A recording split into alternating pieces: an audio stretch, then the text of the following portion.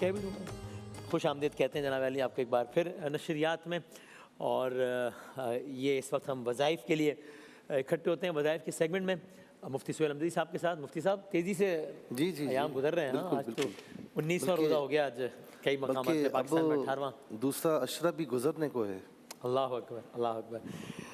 وقت کم ہوتا ہے مجھے اندازہ ہے, اور پھر وہ ہر گزرتے دن کے ساتھ سیگمنٹس کے ٹائم تھوڑے سے اور کم بھی ہو جاتے ہیں, تو میں اس لیے لمبی بات کرنے کے بجائے چلتا ہوں سیدھا آپ لوگوں کے ایک سوال کی جانب. چلائیں سوال چلائیں. السلام علیکم. وعلیکم السلام. کیسے ہیں آپ؟ طبیعت ٹھیک ہے الحمدللہ. سر مجھے یہ بتا دیں کہ جیسے کہ مائگرین ہوتا ہے آدھے سر کا درد, اس کو ٹھیک کرنے کا کوئی وظیفہ ہے تو وہ بتا دیں, کیونکہ مجھے مائگرین آدھے سر کا درد جو ہے نا وہ بہت ہوتا ہے اور برداشت سے باہر ہوتا ہے بالکل. یہ بہت لوگوں کا مسئلہ ہے مائگرین, بہت لوگوں کا. میرا خود بھی ہے واقعاً. اچھا سر درد تو ہوتا ہے, اور پھر مائگرین تو کبھی کبھار ہوتا ہے, بہت سخت ہوتا ہے. اللہ اکبر. جی اللہ اکبر. بسم اللہ الرحمن الرحیم. صلی اللہ علیہ وعلی آلہ واصحابہ وبارک وسلم. سب سے پہلے تو میرے بھائی ٹینشن لینا چھوڑیں. صحیح ہے. ہاں خیر ہے. کام ہوتے رہیں گے, اپنا کام پابندی سے کریں, ٹینشن لینا چھوڑیں. صحیح ہے. اچھا یہ خاص طور پر ان کو بھی ہوتا ہے وسیم بھائی کہ جو ہر چیز میں نا سر پر لے لیتے ہیں, ٹینشن لیتے ہیں. جی گھر میں یہ کیسے ہوگا گھر میں بیٹھے ہوئے تو گھر والوں کا دماغ بھی خراب کریں گے, خود بھی دماغ خراب کریں گے. ایسی یہ چیز یہاں پر کیوں ہے, ایسا کیوں نہیں, ایسے کیوں نہیں ہے, ایسے کیوں نہیں. ہاں اگر یہ چھوڑیں گے نہیں تو ہوتا رہے گا. ٹھیک ہے, یا پڑھائی بہت زیادہ کرتے ہیں تو تھوڑا سا اس کا وقت رکھ لیں. اور دوسرا یہ کہ ایک بڑا پیارا وظیفہ جو حضور نبی کریم صلی اللہ علیہ وسلم کی زبان اقدس سے نکلا ہوا ہے, اور باقاعدہ یہ صحابہ کہتے ہیں کہ جب کسی کو تکلیف ہوتی تھی چاہے جسم کے کسی حصے پر, تو ہم ہاتھ رکھ کر نا دم کیا کرتے تھے, تو اللہ تبارک و تعالیٰ اس تکلیف سے نجات عطا فرماتا تھا. الفاظ یہ ہیں اعوذ باللہ, اس کو لکھ لیجئے اگر ہو سکے تو, اعوذ باللہ وقدرتہ من شر ما اجد واحاذر. اعوذ باللہ وقدرتہ من شر ما اجد واحاذر. واحاذر واو حمزہ ہا الف ذال اور را. اس کا ترجمہ یہ ہے کہ میں پناہ چاہتا ہوں اللہ کی اور اس کی قدرت کی, ہر چیز کے شر سے جو میں پا رہا ہوں, اور جس کو میں چھوڑنا چاہتا ہوں اس کے شر سے میں پناہ مانگتا ہوں. تو یہ درد کے مقام پر, جس مقام پر درد ہے نا, پورے سر میں تو ظاہر یہ نہیں ہوتا نا, یہ تو مائگرین ایک حصے میں ہوتا ہے, وہاں پر سیدھے ہاتھ کی ہتھیلی اس طرح رکھ کر آپ نے یہ 7 مرتبہ پڑھنا ہے, اور اول آخر درود شریف کے ساتھ اگر ایک مرتبہ میں تھوڑا سا افاقہ نہ ہو تو دوسری مرتبہ پھر 7 مرتبہ اس طرح کریں. اگر دوسری مرتبہ بھی افاقہ نہ ہو تو تیسری مرتبہ پھر کریں. میں نے کئی مرتبہ یہ کیا ہے, اللہ تبارک و تعالی افاقہ عطا فرماتا ہے. اچھا جی واہ واہ کیا بات. ٹھیک. جلدی سے میں سوال بھی کر لیتا ہوں. یہ ٹنڈو آدم سے ہے ایک خاتون کا سوال, جن کے شوہر کا انتقال ہو گیا ہے, دیور وراثت میں سے حصہ نہیں دے رہے, بلکہ مجھے بچوں کے ساتھ گھر سے بھی نکالنے کی کوششوں میں ہیں, کچھ وظیفہ بتائیے. یہ جو دیور حضرات ہیں نا, شوہر کے بھائی, یہ ان کے انتقال کے بعد ایسے بڑے بن جاتے ہیں, ہر چیز میں اپنا حق جتاتے ہیں. اچھا بچوں کے لیے کچھ نہیں کرتے, بھتیجوں کے لیے بھتیجی کے لیے, یہ جو ان کی بیوہ ہے ان کے لیے کوئی اچھائی نہیں کرتے, لیکن ہر چیز میں جہاں الٹے کام ہوں وہاں بڑے بن جاتے ہیں, اپنا حق جتلاتے ہیں. ذرا سن لیں کہ جس نے کسی کی ایک بالشت کتنی ہوتی ہے, یہ ہے ایک بالشت زمین ہتھیا لی نا, تو روز قیامت اسے 7 زمین کا طوق پہنایا جائے گا.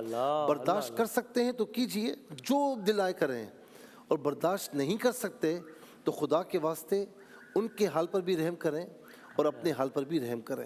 اور یہ میں سنا کہ غصبی جگہ پر تو نماز بھی ایسا ہی ہے. جی بالکل مکروہ تحریمی ہے, جائز نہیں ہے. اگر آپ کو پتہ ہے کہ یہ مغصوبہ زمین ہے تو آپ وہاں پر نماز نہیں پڑھ سکتے, کسی اور مقام پر پڑھیں آپ.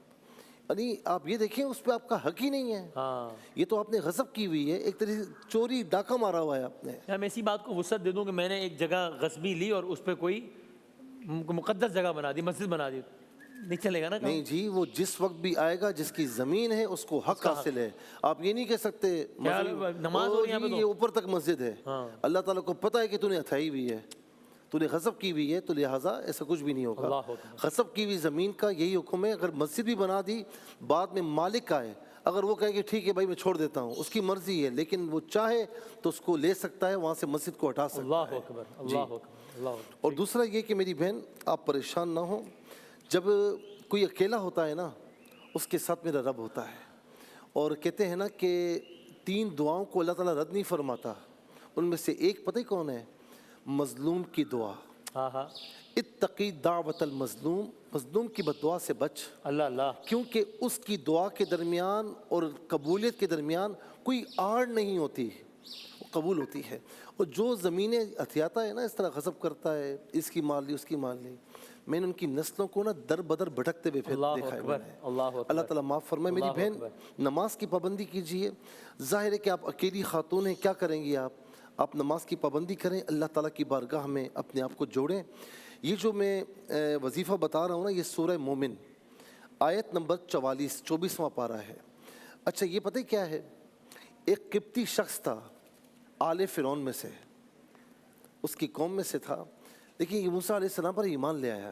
اچھا, ہاں ہاں ہاں ہاں ہاں. اور پتہ ہے آپ کو, اس کے دربار میں کھڑے ہو کر موسیٰ علیہ السلام پر ایمان لانے کا اظہار بھی کیا, اللہ تعالیٰ کی توحید کو بیان کیا. یعنی ایک خدائی کا دعویٰ کرنے والے بادشاہ کے سامنے یہ سیسا پلائی ہوئی دیوار اکیلا شخص کھڑا ہو گیا. یہ وہی جس کو مومن آل جی فرعون جی, کا مرد یہ وہی؟ مومن, ہاں, مرد ہاں, مومن. ہاں. اس کا نام بھی کہیں ذکر نہیں ہے. واہ واہ واہ. یہ کہا گیا یہ قبطی شخص تھا, لیکن یہ بالآخر بھی موسیٰ علیہ السلام کے ساتھ دریا پار کر گیا تھا. ہاں ہاں. کہتے ہیں اس کے پیچھے فرعون نے 1000 سپاہی چھوڑے, یہ کہیں نکل گیا جنگل میں, اللہ. اور وہاں پر یہ نماز پڑھ رہا ہے. جب سپاہی وہاں پر پہنچے تو وہ ڈر سے پیچھے ہٹ گئے. 1000 سپاہیوں کی تعداد تھی. کیا ہوا؟ کہا کہ ہم نے دیکھا کہ درندے اس کی حفاظت کر رہے ہیں, اللہ اللہ. جنگل کے جانور جمع ہو کر اس کی حفاظت کر رہے ہیں. ہاں ہاں. اللہ اکبر. جو خدا, جو اللہ اپنے ماننے والے کی ظالمین سے جانوروں کی ذریعے حفاظت فرماتا ہے تو وہ آپ کی بھی حفاظت فرمائے گا. کیا کہنا ہے؟ یہ وَأُفَوِّضُ أَمْرِي إِلَى اللَّهِ, یہ پوری آیت نہیں پڑھنی, بس یہاں سے وَأُفَوِّضُ أَمْرِي إِلَى اللَّهِ إِنَّ اللَّهَ بَصِيرٌ بِالْعِبَادِ. کیا الفاظ ہیں وسیم بھائی. جی جی جی. اور میں اپنے کام اللہ کو سونپتا ہوں, بے شک اللہ اپنے بندوں کو دیکھ رہا ہے. اللہ اکبر. آپ جانتے ہیں وہ افوض, تفویض کرنا, کیا مطلب ہوا اس کا؟ جب اللہ تعالیٰ کی بارگاہ میں تفویض کر رہے ہیں نا, تو آپ نے اپنے سارے اختیارات, اپنی ساری طاقتوں کو, دوسروں کی طاقتوں کو اللہ تعالیٰ کی بارگاہ میں سرنڈر کر دیا ہے. کیا بات ہے. مولا میں کچھ نہیں, تو ہی ہے. تو یہ آپ نے ہر نماز کے بعد 11 مرتبہ پڑھنا ہے, ترجمے کو دیکھ کر, مد نظر رکھ کر, اور اپنا حال سامنے رکھے اللہ کی بارگاہ میں. کیا بات ہے. اولا ختیمہ درود شریف. آپ دیکھیں کہ ظالم کیسے بے بس ہوتے ہیں. کیا بات ہے. دوسرا یہ کہ ارحم الراحمین, ہاں. یہ اللہ تعالیٰ کا صفاتی نام ہے. ارحم بہت زیادہ رحم کرنے والا. سپرلیٹو ہے. جی, سپرلیٹو فارم ہے. تمام رحم کرنے والوں سے سب سے زیادہ رحم فرمانے والا. یا ارحم الراحمین, یہ چلتے پھرتے وضو ہیں, با وضو ہیں, بے وضو ہیں, اس کو پڑھتے رہیں, اللہ تعالیٰ میرا رب انشاءاللہ کرم فرمائے گا. سبحان اللہ. کیا کہنا ہے, یہ آیت کو صرف آپ نے سمجھایا ہے, کیا بات ہے. سبحان اللہ, بہت شکریہ, بہت نوازے میں جناب. آپ کو بتاؤں کہ یہ میں پڑھتے ہوئے نا رو پڑا تھا. یہ ہائے ہائے ہائے. میرا رب کیسا ہے. واہ واہ واہ واہ. وَفَوِّضُ أَمْرِي إِلَى اللَّهِ إِنَّ اللَّهَ بَصِيرٌ بِالْعِبَادِ. کیا کہنا ہے. سبحان اللہ. بہت شکریہ جناب قبلہ مفتی سلیم دئی صاحب. ہم بریک کے بعد آتے ہیں نعتیہ مقابلے کے ساتھ انشاءاللہ.